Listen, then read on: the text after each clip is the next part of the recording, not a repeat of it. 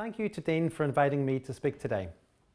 I apologise at the outset for not being able to attend in person, but as a trans person who has been waiting for 5 years for an appointment to see a surgeon, when the appointment slot arrived for this morning, I had little choice but to take that appointment and pre-record what I wanted to say to you today. So, who am I? And why should I be here to talk to you today? I'm just a simple white engineer working in a predominantly male-dominated society. But as you've just gathered, I am a trans woman, born in Belfast and still living in Belfast. What I wanted to do this morning is to give a brief reflection of my life and how I arrived at where I am today. As I run through this brief synopsis, I want to make reference to my own business life and to the 4 dimension strands that have been set out in the October 2018 Peace Monitoring Report, as I believe that this sets out a great agenda for the implications of peace within the LGBT community. First, a brief history. When I first came out as a trans person, I lost my job, my home, my family, and a few people who I thought were friends. With the clothes on my back, I started again, but in a very much happier scenario. I started a new consulting engineering business and became involved with the Rainbow Project, trying to help other like-minded people. And today, I'm a trustee on the Rainbow Project. Why did I want to get involved in this conference today? I believe that a lot of the issues that we consider in our daily lives are those that are connected to the building of peace within Northern Ireland. When we look at Dimension 1 of the Peace Monitoring Report, it is titled Political Progress. We only have to look at the decisions on the impact of equal marriage within Northern Ireland to summarise the progress on how we have moved forward. I think I will postpone that particular debate until after the 21st of October. We could mention Brexit, but when we look at the progress in Westminster, we see little progress. This is mainly due to the fact that we virtually have a hung parliament within Westminster with no majority. Why is that so similar to Stormont? Well, when it was operational, we had no clear majority of any one party. And the petition of concern ensured that there were no major decisions that came forward to allow our country to progress on key decisions for the LGBT community, but also on key decisions to ensure that there was an ample budget for our key infrastructure and for moving budget spend forward on key projects. The only thing worse than having a stasis on a standing still government is having no government at all. The implications for a business are uncertainty in the marketplace, lack of confidence for loans on new infrastructure projects, and no allocated budget spend for all of our government departments, meaning that decisions cannot be made on key infrastructure projects, allowing jobs to be created in our community. A prime example over the last week is our good friend Boris announcing that he's considering a £20 billion bridge between Northern Ireland and Great Britain. However, there is no financial appraisal to see if this is justified and no thought given to the implications. The cost would be over a third of Northern Ireland's gross domestic product. And where is this to be funded from? More use can be made by putting this funding to our health services and improving our public transport facilities within Northern Ireland. This would be a significant better use of resources to serve the local community. In relation to funding, there are also no decisions on funding for LGBT mental health. And from my viewpoint, no referrals in the last few years to the gender clinic, meaning that trans people's quality of life has greatly suffered. We need a positive peace process to impact on funding decisions. Looking again at my own life, when I was 15 years old, it was illegal in Northern Ireland to be in a same-sex relationship. And this was only decriminalised in 1982. That's 37 years ago. So when I was at school, I wanted to designate as trans. Did I want to designate as trans? It just wasn't possible. You couldn't do it. So what did I do? I hid. It wasn't until I was 38 in 2005 that the right to change gender was introduced, which I thought was far too late for me. But by the age of 45, my mind was cracking up and my body was in turmoil, and it was only after starting hormones in 2017 that normal service resumed. This time frame was far too long, and I for one just survived. We cannot allow current time frames to continue with 3 years of a waiting list to get into the clinic for initial assessments. So let's move on to Dimension 2 of the monitoring report, which is titled The Sense of Safety. So again, looking at my own background from a safety point of view, when I was 9 years old in 1976, we were at the height of troubles in Northern Ireland. I was a member of a Catholic family living in a mainly Protestant housing estate. Unfortunately, the house across the road from us was burnt down. We were given a couple of live bullets set across our windowsill with our names written on them, with the note to say, "You're next." So at 9 years of age, I was set in a position where my family had to basically upheaval of moving, taking everything and just moving to a new community. So from that point of view, I want to talk a little bit about some of the key attributes in Dimension 2. One of the issues is the reporting of hate crime. And the report states that even though Northern Ireland has experienced sectarian hate crime for decades, this was not formally recorded until 2005. The PSNI monitors 6 strands of hate-motivated incidents and crime. There's race, homophobia, sectarianism, faith and religion, disability, and transphobia.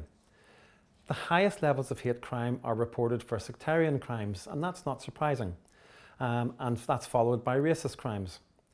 There has been a slight drop in the last accounting period in homophobic crimes and a slight rise in transphobic crimes. I believe that this is a result of better reporting in the community, and especially in the trans community. The key statistics from those reports is that over 50% of the crimes reported are designated in a category known as violence against the person. If we don't report the crimes, then nothing can be done to resolve them. We need to look out for our trans community, as not all of them are accepted within their local societies. Moving on to Dimension 3, and it is entitled Wealth, Poverty and Inequality. I've mentioned equal marriage, and equal marriage is a topic which impacts on peace and well-being of the LGBT community. As well as this, we have issues in relation to waiting times for trans people to get into the gender identity clinic. As I said, no new referrals have taken place over the last 2 years, and the waiting list just grows year on year, with the latent demand being suppressed, probably due to the troubles in Northern Ireland. From my own point of view, I didn't feel comfortable coming out as trans in those days when the troubles were at their highest. Looking at economic inactivity, which is another key requirement of this particular dimension. It's the second strand within the dimension, and we note that this quarter we have seen Wrightbus, who employed 1,400 people, are in trouble. We've also seen that no buyer has come forward to the distressed Harland and Roop shipyard, which has gone into administration earlier this year. Linwood's Bakery in Armagh supplies over 1,500 shops with their bread, and it's been operating for 60 years. And this quarter, it's closed its factory in Armagh, which halved its workforce. They blamed a significant and long-term decline in market demand. And what's causing that market demand? A lot of other sectors are starting to see the same impacts. If these are not signs that another recession is already upon us, I do not know what is. So take this as a warning that Brexit and the lack of a Northern Ireland government are genuinely hurting us. To ensure businesses survive, we need to have a peaceful Northern Ireland with a proper government making key decisions in a timely manner, otherwise our economy is going to die. We need to bring together different experiences, knowledge and expertise to ensure peace is retained here. The views need to be inclusive and not exclude participants on the background of gender, race, class, sexuality, disability, political or historical views. From my own personal business viewpoint, with Brexit, we have already seen a drop in the level of skilled workers coming into the country and see 50% more leaving our industry than there are training to get into it. Engineering and nursing are particularly bad hit. Another strand in this dimension is education, and of importance is the education of LGBT issues. We need to be looking to educate teachers and kids in schools to have quick access to counselling and hopefully to save some lives. That brings me on to the fourth dimension from the monitoring report, which is cohesion and sharing. Some of the attributes of this section relate to the measurement of happiness and the measurement of unhappiness. These include issues on suicide, self-harm and poor mental health. The report noted that Northern Ireland has a 25% higher overall prevalence of mental health problems than England. It also noted that prescribing trends data suggests that Northern Ireland has significantly higher levels of depression than the rest of the UK. The prescription rate for mood and anxiety disorders, that's depression, bipolar disorder and anxiety disorders, has increased by 20% between 2009 and 2013. Now, that's after the signing of the Good Friday Agreement, and we therefore cannot blame all of this on the Troubles, as this increase is about modern life issues rather than the past. In November 2017, the Northern Ireland Statistics and Research Agency reported that the number of deaths by suicide in Northern Ireland was at 297. That was 211 males and 76 females for the year 2016. This figure was down from the highest levels recorded since 1970 of 318 in 2005. And again, all of this is post the Good Friday Agreement. According to the Samaritans, the suicide rate in the north now exceeds the UK average, with its figures showing an 18.5% increase since 2014 compared to your 3.8% rise in the UK as a whole, and that source is from the Irish Times. Without peace, this issue is only going to rise, and we need to tackle the causes of suicide here, especially in the LGBT community. Another key attribute in this dimension is the sharing public spaces, cultural and tradition.